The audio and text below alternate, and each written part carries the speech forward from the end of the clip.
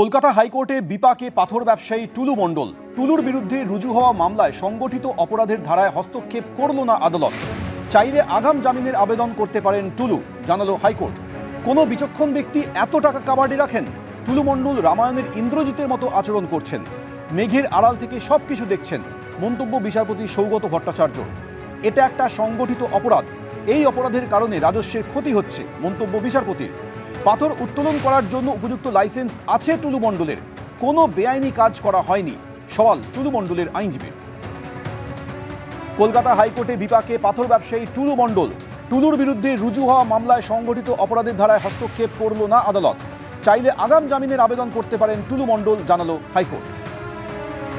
অভিযান শুরু হলো যাদবপুর বিশ্ববিদ্যালয় চলো যে কর্মসূচি, এদিন 12টা থেকে শুরু হওয়ার কথা ছিল, তা কিছুটা দেরিতে শুরু হচ্ছে। 1:30টার সময় তুমি দেখতে পাচ্ছ গোলপার্ক থেকে এই মুহূর্তে এবিভিপির যারা রাজ্য কমিটিতে রয়েছেন তাদের নেতৃত্বে এই মিছিল শুরু হয়েছে, যা যাবে একদম যাদবপুর ইউনিভার্সিটির 4 নম্বর গেট পর্যন্ত।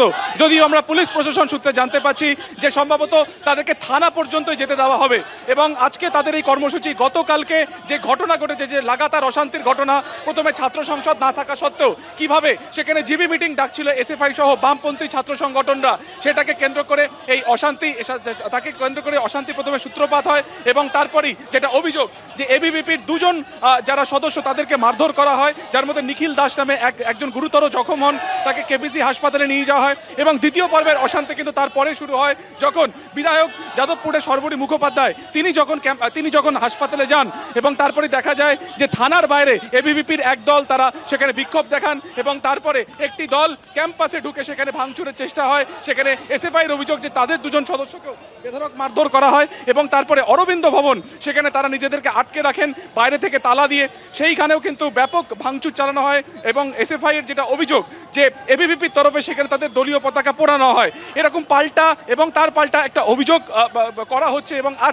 গতকালকে ঘটনার প্রতিবাদে এবিভিপির তরফে কিন্তু এই যে দীর্ঘ মিছিল তুমি দেখতে পাচ্ছ, সেই মিছিল তারা কিন্তু নিয়ে যাচ্ছেন, এখান থেকে হাঁটা তারা শুরু করে দিয়েছেন। এবং যেটা তোমাকে বললাম যে যাদবপুর 4 নম্বর গেট পর্যন্ত তাদের আজকে যাওয়ার কথা রয়েছে। যদিও পুলিশ প্রশাসনের তরফে দাবি করা হচ্ছে যে কোনোভাবে এই মিছিল 4 নম্বর গেট পর্যন্ত যেতে দেওয়া যাবে না, একটা নির্দিষ্ট দূরত্বে থানা পর্যন্ত তাদেরকে যেতে দেওয়া হবে। অন্যদিকে আমরা জানি যে 8বিতে সেখানে এসএফআই সহ বামপন্থী ছাত্র সংগঠনদের আজকে গতকালকে ঘটনার প্রতিবাদে তারাও কিন্তু সেখানে জমায়েত হচ্ছে, এবং তাদেরকেও কিন্তু পুলিশ একটা নির্দিষ্ট এখতিয়ারের বাইরে তাদেরকে যেতে দেবে না। এখন দেখার যে এই যে এবিভিপির যে মিছিল তুমি দেখতে পাচ্ছ, যে তারা পুলিশের বাধা পেরিয়ে তারা যাদবপুরের 4 নম্বর গেট পর্যন্ত যায় কিনা।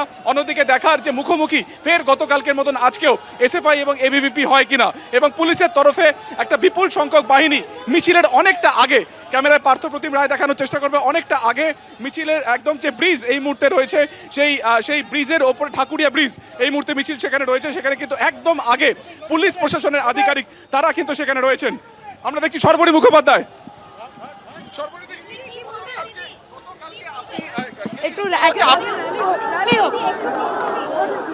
মুখোপাধ্যায় এই মুহূর্তে কথা বলতে চাইছেন না, কিন্তু সর্বরী মুখোপাধ্যায় কিন্তু একদম আগে রয়েছে।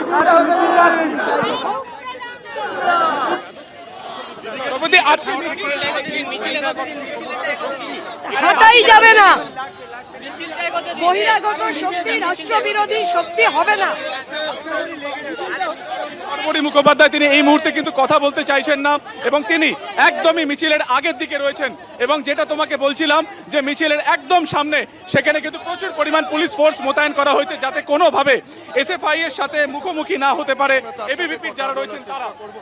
কারণ গতকালকে আমরা দেখেছি 2 দলের মধ্যে একদম সংঘর্ষ হয়েছিল, এবং আজকে এই মিছিলকে কেন্দ্র করে বা কর্মসূচিকে কেন্দ্র করে যাতে কোনো রকম মানে সেই গতকালকে ঘটনা পুনরাবৃত্তি না হয়, সেটারই কিন্তু চেষ্টা করছে পুলিশ প্রশাসন।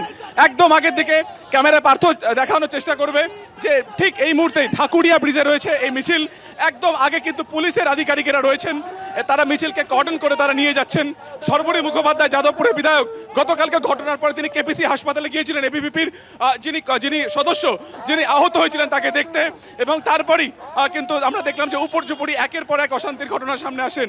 তিনি তিনিও কিন্তু এই মুহূর্তে মিছিলকে নেতৃত্ব দিচ্ছেন এবং এবিভিপির যারা রাজ্য কমিটিতে রয়েছেন তারাও কিন্তু রয়েছেন। দেখছো তুমি বিপুল পরিমাণ ফোর্স ডিপ্লয় করা হয়েছে, তারা কিন্তু একদম মিছিলের আগে আগে যাচ্ছেন। সেখানে মহিলা পুলিশ কর্মীদের সংখ্যাও কিন্তু একই রকমভাবে রয়েছে এবং এই যে মিছিল, সেই মিছিল কিন্তু যাদবপুর থানা পর্যন্ত যাওয়ার অনুমতি রয়েছে। তার এবিপি আনন্দ, এগিয়ে থাকে, এগিয়ে রাখে।